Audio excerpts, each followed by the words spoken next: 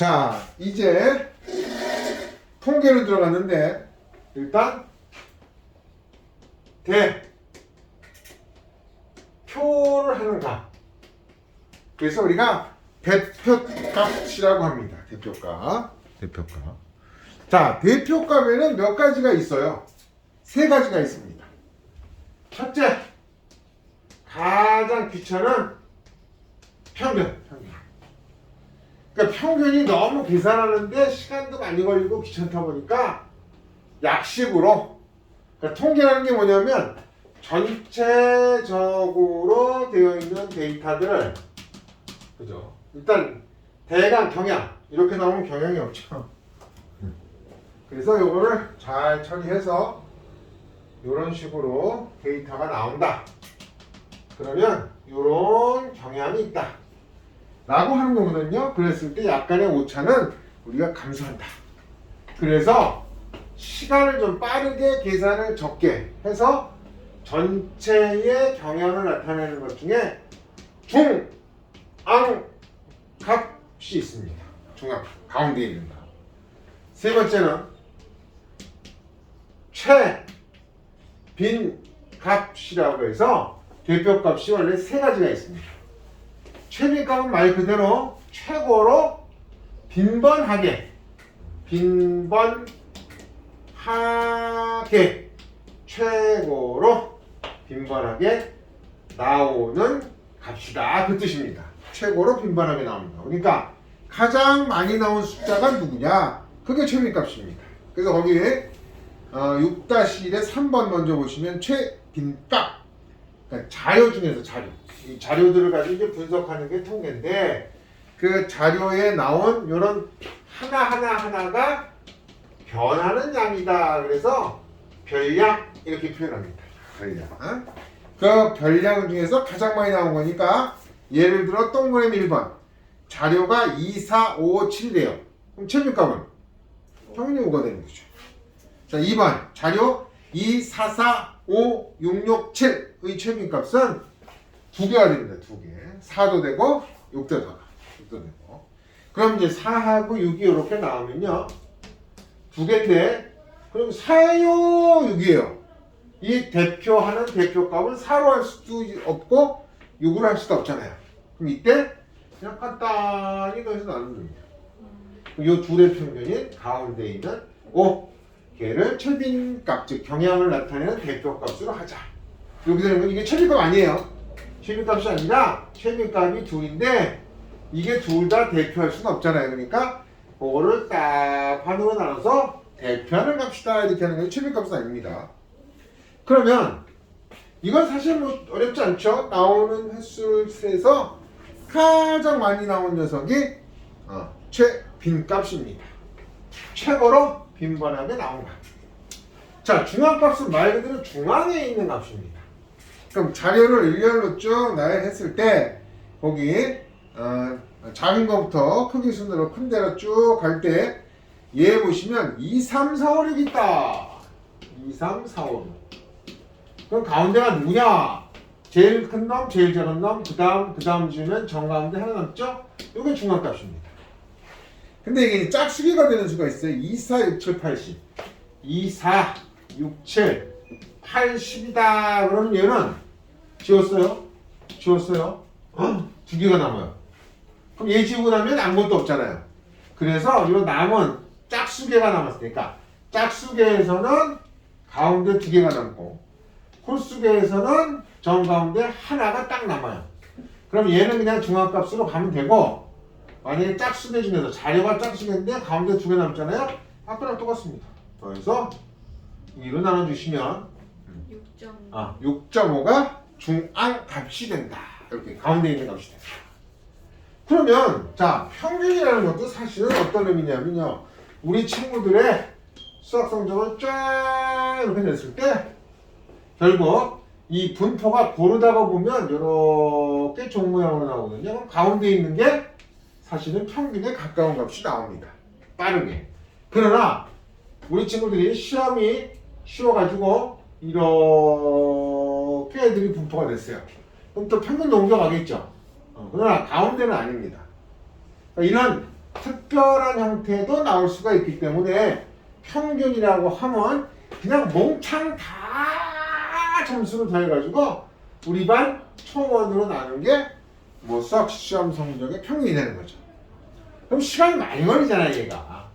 그래서 약식으로 사용하는 게 중앙값이나 최빈값을 사용하는 겁니다. 그럼 평균은 어떻게 하는 거냐? 별량, 여기서 말하는 별량 있죠. 별량을 무조건 다 더해요. 이러다 보니까 시간이 많이 걸리는 거예요. 우리 반 친구들이 30명이면 30명의 수학 점수를 다 더해요. 그리고 다 더한 다음에 뭘로 나눌까요? 별량을 다 더한 다음에 이 별량의 개수, 그죠? 개수가 몇 개냐?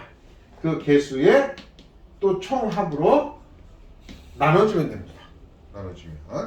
그래서 별량의 개수의 총합으로 별량들을 다 더한 총합을 나눠주시면 그게 평균이다. 이렇게 되는 겁니다. 평균. 그러니까 만약 30명의 평균을 구하라 그러면 30개를 다 더해야 돼요. 그러니까 예를 들어 그 109페이지에 569번이 있다. 그러면은 얘의 중앙값을 먼저 한번 구해보자. 그러면 얘를 다시 쓰셔야 돼요. 5, 저 작은 거부터. 그 다음에 7, 88, 99, 10이다. 이렇게 되는 거죠. 크기 순으로 쓰면. 그럼 중앙값을 하나 주고 하나 주고 하나 주고 하나 주고 하나 주고 하나 주고 딱 가운데 있는 놈이 8이네. 그래서 얘가 중앙값이 됩니다. 그 다음에 최빈값은 두 개나 있어요. 두 개. 최빈값은 8 또는 9입니다. 8하고 9가 두 개가 있어요. 대표값은 아직 대표값이 나지만 이건 최빈값 두 개입니다. 8일 수도 있고 9일 수도 있고 중앙값이랑 비슷한 데 있네요. 그럼 실제로 평균 구하려면 어떻게 해요? 이게 방법이 없어요. 그냥 다 더합니다. 다 더해서 하나 둘 셋 넷 다섯 여섯 일곱 개로 나눠주시면 됩니다. 그러면 얼마냐? 15, 25, 30, 48, 56이네. 56이에요? 네. 아 그러네. 56. 걔를 치워 나눠야 돼. 그래서 또 약분도 안 되네. 7, 딱 되네. 7, 8이 56이네. 그죠? 평균도 8. 중앙값도 8. 이렇게 유사하게 나올 수 있습니다. 최빈값은 8 또는 9. 그러니까 셋이서 특별히 경향을 나타내는 녀석으로 보면 다 같은 값이 될 수 있는, 그러니까 다 대표값이 될 수 있더라. 이렇게 된 겁니다. 그 다음에 570번 보시면 이거 중학교 1학년 때 한 건데 줄기와 잎. 그죠? 그럼 대체 숫자가 몇 개 있는 거예요? 41이 하나. 그죠? 줄기가 앞자리니까 41 하나, 41 하나, 42 하나 이렇게 있는 거죠. 그 다음 밑으로 내려가면 53 하나, 53 하나, 그죠? 54 하나, 또 54 하나, 55 이렇게 있는 거니까 이거 평균은 못 구해. 너무 귀찮아서. 그래서 여기서도 평균 구하라는 게 아니라 이 자리에 중앙값을 구하라니까 밑에서부터 쭉 지워가면서 그러니까 앞에서 5개 지우고 뒤에서 8에서 5개 지운다. 그럼 3까지 가겠네. 53까지. 그죠? 그럼 또 3개를 지우고 3개를 지워요. 그러니까 남은 거가 9개가 남거든요. 그래서 4개 지우고 4개 지우면 정 가운데에 누가 있다? 67이 있다. 그죠? 그러니까 이거는 그냥 이 상태. 왜? 순서대로 나와 있는 게 줄기와 잎이거든요. 그죠? 작은 것부터 큰 것까지. 그러니까 줄여 지워가면서 남는 게 7이더라. 이렇게 되는 거죠. 그러면 중앙값은 67입니다. 중앙값은 67. 최빈값은? 74? 그쵸. 74가 3번으로 제일 많네요. 이렇게 차이가 날 수도 있습니다. 평균은 또 이제 실제로 산수를 해봐야 되니까 그것까지 하라고 하지는 않습니다. 자, 그럼 568번부터 573번까지 먼저 마무리 하시고요. 그러고 나서 진짜 귀찮다는 분산과 표준 편차를 하겠습니다. 이거 하면 우리 친구들이 이제 뺑글뺑글 돕니다. 이거는 방법이 없어요. 그냥 무지무지 계산을 빨리빨리 정확하게 하는 수밖에 없다.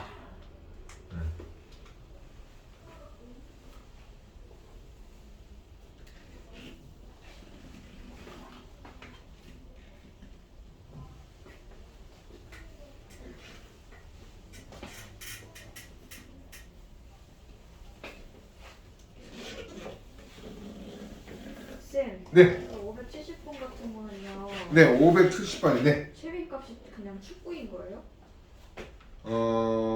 그렇죠, 그렇죠. 탁구가 4명, 축구가 7명, 농구가 4명, 배드민턴 3명이니까 최빈값은 축구다. 제일 좋아하는 운동은 축구다. 이렇게 네. 라고 보시면 되겠죠.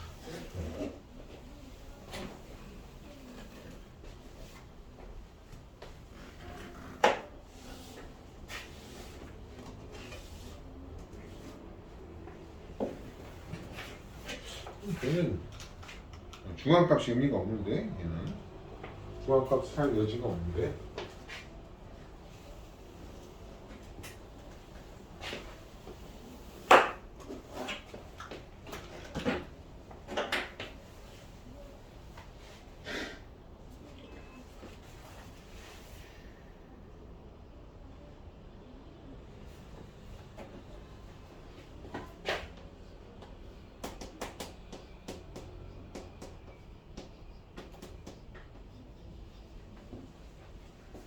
네, 다 하셨어요?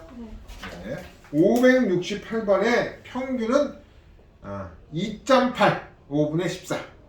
중앙값은 3, 최빈값은 3. 분수로 쓰셔도 되고 소수로 써도 됩니다. 569번의 평균은 8, 중앙값은 8, 최빈값은 8과 9. 570번은 축구. 571번은 중앙값 67회, 최빈값 74회. 572번의 x는 3. 573번의 중앙값은 4개, 최빈값은 3개, 5개 이렇게 됩니다. 자, 이제 제일 귀찮다는 표준 편차. 자, 평균이 있습니다. 그래서 평균은 보통 m이라고 표현합니다. 영어에 이제 mean을 따와가지고 영어의 평균이라는 뜻이 영어로 mean이거든요. 거기에 첫자 따와서 평균을 m으로 표현하는데, 자, 평균은 별량을 다 더하죠. 그래서 별량의 총합이라고 합니다. 그거를 뭘로 나눠요? 별량의 개수. 네. 별량의 개수. 이게 이제 평균인데, 자, 우리 친구들이 보통은 이런 분포를 갖습니다. 이렇게 올라왔다가 이렇게 내려갑니다. 보통은 이런 종 모양의 분포를 가져요. 그래서 평균을 여기 내밀라고 하면 평균 근처에 애들이 점수가 가장 많이 분포되어 있고요. 저 멀리, 저 밑에 떨어진 거는 공부를 아주 잘하는 친구와 못하는 친구는 적죠. 대부분 평균 근처에 모이고 평균으로 가까이 갈수록 인원수가 늘어납니다. 이렇게 좌우에서. 자, 그래서 평균에서부터 내 점수가 얼마나 떨어져 있느냐, 이거를 우리가 편차라고 합니다. 편차. 편차라는 건 내 점수, 별량에서, 내 점수가 이제 별량입니다. 내 점수 별량에서, 내 점수에서 평균을 뺀 겁니다. 그러니까 만약 평균이 우리 반 수학 성적의 평균이 70인데 내 별량이 90입니다. 그럼 내가 평균에서부터 20만큼 멀리 떨어졌으니까 잘하는 편이네. 근데 못하는 편도 있어요. 어느 녀석이 있느냐? 여기 마이너스 10 떨어져서 50점 맞은 친구는 많이 못하는 친구네요. 근데 이제 이 떨어진 정도를 가지고 이제 우리가 표준 편차라는 거를 수학자가 만들 건데, 그러다 보니까 이제 편차가 먼저 나온 겁니다. 별량에서 m을 뺐는데 이 친구는 나는 플러스 20이 편차가 나오고요. 얘는 마이너스 20이 나오는데 이걸 그냥 다 더해버렸더니, 평균처럼 다 더해버렸더니 그냥 없어져요. 그래서 나중에 얘도 그냥 더하니까 편차의 총합을 구했더니 편차의 총합은 반드시 얼마다?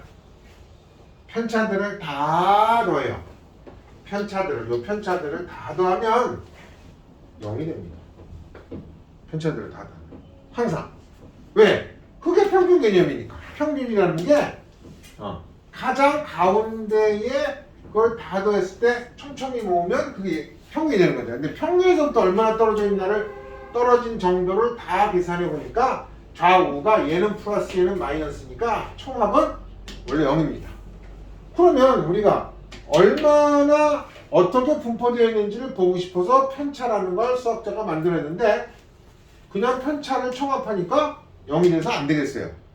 그러면 평균에 가까이 있는 녀석들은 성적이 고르다. 이렇게 얘기하죠. 그러니까 이 반은 이렇게 성적이 고른데 그 옆에 반은 이렇게 돼 있어요. 그러면 원래는 이 친구들은 평균에 많은 친구들이 모여 있으니까 성적이 고라서 선생님 입장에서 가르치기가 편해요. 물론 얘네들도 버리고 얘네들도 버리게 되는 경우도 생기죠. 그러나 얘는 잘하는 놈도 많고 못하는 놈도 많고 중간도 많고 평균에 근처에 있는 놈들도 많고 그러면 이건 진짜 가르치기 힘들어요. 성적이 고르다 고르지 못하다. 이 반은 성적이 고르지 못한 겁니다. 뭐 20점부터 100점까지 창창창창 다 있는 거예요. 얘는 애들은 20점 한두 명, 평균에는 뭐 20명 뭐 이런 식으로 모여 있으면 평균 근처에 그러면 선생님 입장에서는 굉장히 성적이 고른 반이다. 이거는 성적이 고르지 못한 반이다. 그거를 판단하려고 편차라는 걸 가져왔는데 그 편차들을 구해서 총합을 이게 얼마나 떨어져 있는지 구해서 하려고 했더니 이게 0이 돼버려요. 그래서 수학자가 머리를 써서 편차를 제곱을 한 겁니다. 제곱. 편차를 제곱했더니 나도 평균에서 멀리 떨어진 놈 플러스 20에서 플러스 400 그죠? 이 녀석도 평균에서 멀리 떨어진 녀석 걔도 제곱하시면 플러스 400 그럼 효과가 같은 효과죠. 멀리 떨어진 효과. 그래서 편차를 제곱해서 여기서 보시면 편차를 제곱해서 편차의 제곱의 총합을 또 구해요. 야, 그럼 또 편차 계산하고 또 제곱한 다음에 그거를 다 합을 구해요. 그럼 뭐로 나누냐면 별량의 밑에는 개수로 나누면 이게 분산이라고 합니다. 그러니까 퍼져 있는 정도 분산. 그리고 이 분산에다가 루트를 씌우면 그걸 왜냐면 제곱을 했기 때문에 다시 제자리로 보내야 되잖아요. 그래서 루트 씌운 건데 그거를 표준 편차라고 합니다. 그래서 나중에 이제 우리가 수능 시험을 보든 뭐하든 고등학교 가면 성적표에 만약에 수학이다. 그럼 내 점수가 나오고 등수 나오고 이 수학의 전체 평균 표준 편차가 다 표현이 되어 있습니다. 그럼 표준 편차가 크다는 이야기는 시험이 어렵다 쉽다.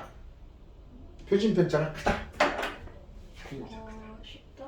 아니 표준 편차가 크다. 멀리 퍼져 있다. 아, 어렵다는 얘기죠. 표준 편차가 작으면 애들이 촘촘하게 모여 있다는 얘기죠. 이거는 시험이 쉽다. 이렇게 판단할 수 있습니다. 그 다음에 평균하고 물론 같이 판단해야 돼. 그래서 항상 성적표에는 평균과 표준 편차가 표편이 같이 나옵니다. 그러니까 평균도 높고 표준 편차가 작으면 시험이 되게 평이하게 나오는 거예요.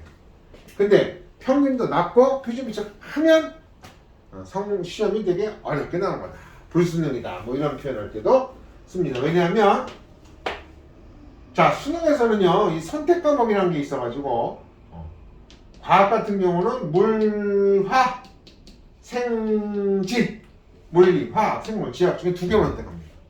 그럼 이렇게 선택하는 애도 있을 거고 이렇게 하는 애도 있고 이렇게 하는 애도 있을 거 아니에요. 그럼 이게 시험지가 다 다르잖아요.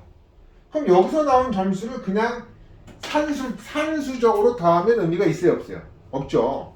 그래서 얘를 표준 편차와 평균을 활용해서 표준 점수로 바꿔요. 표준 점수. 표준 점수를 바꾸는데 원래는 원점수가 100점인데 물리는 어렵다. 어렵게 나왔다. 그러면은 똑같이 100점. 네, 지구과학은 쉽게 나왔다. 그럼 똑같이 100점만 있어도 얘는 표준 점수라면 170까지 가요. 수능에서는. 얘는 130 또는 120까지밖에 못 가요. 그럼 물리 시험을 잘 본 놈이 등수는 훨씬 앞서 있다고 보는 거죠. 그래서 수능은 전부 표준 점수로 갑니다. 그래야 공평하다. 물론 100% 공평한 건 아니지만 똑같이 시험 치는 건 제일 공평하지만 어쩔 수 없이 선택 과목이 있다 보니까 표준 점수를 만든 거다. 그거는 분산, 표준 편차, 평균을 적절히 활용해서 이제 고등학교 때 배웁니다. 그래서 이게 분산이니까 이거 어차피 산수는 다 해야 돼. 산수. 편차의 제곱을 한 다음 다 더해서 별량의 개수를 또 합해가지고 나눠준 게 분산이고 거기에 루트까지 씌워서 제곱근 계산을 하면 그게 표준 편차가 됩니다. 그래서 보시면 그 밑에 참고에 분산과 표준 편차가 작다. 표준 편차가 작다는 건 별량들이 평균을 중심으로 옹기종기 모여 있어서 성적이 고름만이 된다. 분산과 표준 편차가 크다. 라는 얘기는 별량들이 평균을 중심으로 넓게 퍼져 있다. 그러니까 성적이 고르지 못한 만이 된다. 그래서 그 위에 이제 편차의 성질을 잘 아셔야 되는데 1번 편차는 어떤 자리에 각 별량에서 별량에서 평균 뺀 겁니다. 순서가 별량에서 평균. 그러니까 평균보다 위에 있는 애들은 플러스로 편차가 나오고요. 평균보다 밑에 있는 녀석은 마이너스 편차로 나옵니다. 편차의 총합은 항상 얼마다? 0이다. 두 번째, 평균보다 큰 별량의 편차는 양수이고 평균보다 작은 별량의 편차는 음수이고 편차의 절대값이 클수록 절대값 플러스든 마이너스든 절대값이 편차의 절대값이 크면 클수록 평균에서 멀리 떨어져 있다는 뜻이다. 이렇게 된 거고요. 편차의 절대값이 작을수록 그 별량은 평균에 가까이 있다 라는 얘기죠. 자, 그러면 574번부터 580번까지 실제로 산수를 하면서 구합니다.